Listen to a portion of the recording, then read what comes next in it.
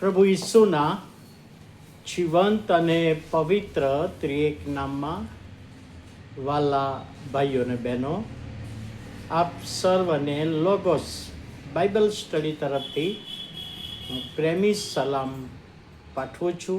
અને આજે 18મી ફેબ્રુઆરી 2026 અને બુધવારનો આ નવો દિવસ આપણા જીવનોમાં પ્રભુએ બતાવ્યો, માટે પ્રભુનો આભાર માનીએ છીએ. આજે બુધવારે શ્રી અજયભાઈ પોલ, જેઓ અમદાવાદમાં શાલોમ મેથોડિસ્ટ ચર્ચના સભ્ય છે અને છેલ્લા 30 વર્ષથી સન્ડે સ્કૂલમાં સિનિયર સિટીઝનનો વર્ગ ચલાવે છે.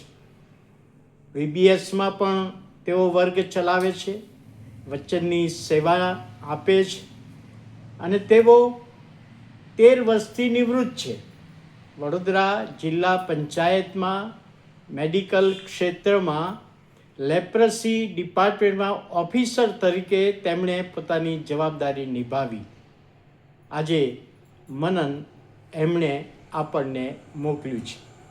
નિર્ગમનનું પુસ્તક 14મો અધ્યાય અને 15મી કલમ. નિર્ગમન 14 અને 15.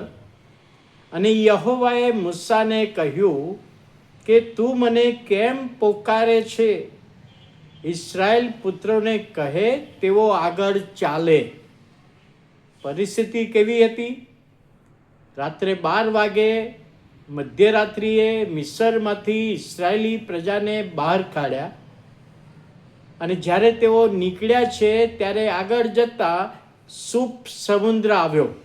હવે આગળ જઈ શકાય એવી પરિસ્થિતિ નથી અને પાછળ ફારૂન રાજાનું સૈન્ય પડેલું, એટલે હવે કોઈ પણ રીતે મરવાનો જ વારો છે.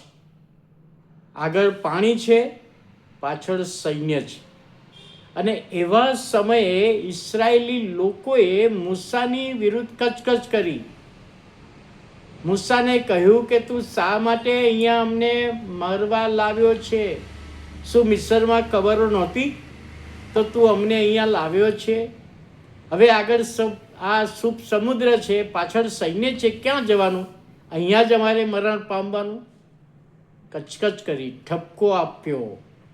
આ સમયે મૂસાને હિંમતની જરૂર હતી, પરંતુ લોકો હિંમત આપી શક્યા નહીં. અને એ સમયે મૂસાએ યહોવાને પ્રાર્થના કરી. ત્યારે યહોવાએ કહ્યું કે તું ઇસ્રાયેલી પ્રજાને, લોકને કહે કે તેઓ આગળ ચાલે. હવે આગળ તો સમુદ્ર હતો, પણ અહીંયા યહોવાનું કહેવાની બાબત એ હતી કે હું એમના માટે રસ્તો તૈયાર કરવાનો છું. એમને મેં મિસરની ગુલામીમાંથી બહાર કાઢ્યા છે, તો કોઈ પણ રીતે કનાન પ્રદેશમાં, કનાન દેશમાં એમને હું લઈ જઈશ. અને અત્યારે સુપ સમુદ્ર છે, તો એ સુપ સમુદ્રના 2 ભાગ હું કરી શકું છું. તું એમને કહે તે લોકો આગળ ચાલે. અને પણ થયું પણ એવું જ કે સુપ સમુદ્રના 2 ભાગ, 2 બાજુ પાણી થંભી ગયા અને સમુદ્રમાં રસ્તો થઈ ગયો. અને ઇસ્રાયેલી પ્રજા એ રસ્તામાં પગે ચાલીને પાર ગયા, સમુદ્ર પાર કર્યો.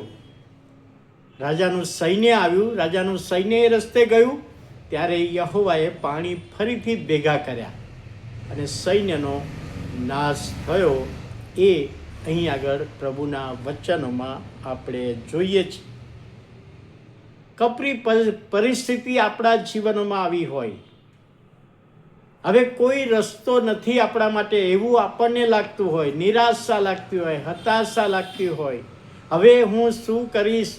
હવે હું મારું જીવન કેવી રીતે આગળ ચલાવીશ? અને એવા સમયે પ્રભુ કહે છે કે તમે આગળ જાઓ, હું રસ્તો કરનાર પ્રભુ છું. અને એ ઈશ્વર આપણા જીવનમાં તાત્કાલિક રસ્તો કરશે એ આપણને ખબર પણ હોતી નથી અને આપણે સમજી શકતા પણ નથી કે પ્રભુ મારા માટે કયો રસ્તો તૈયાર કરશે. પણ ઇસ્રાયેલી પ્રજાને માટે કહ્યું કે તમે આગળ જાઓ, હું રસ્તો તૈયાર કરું છું.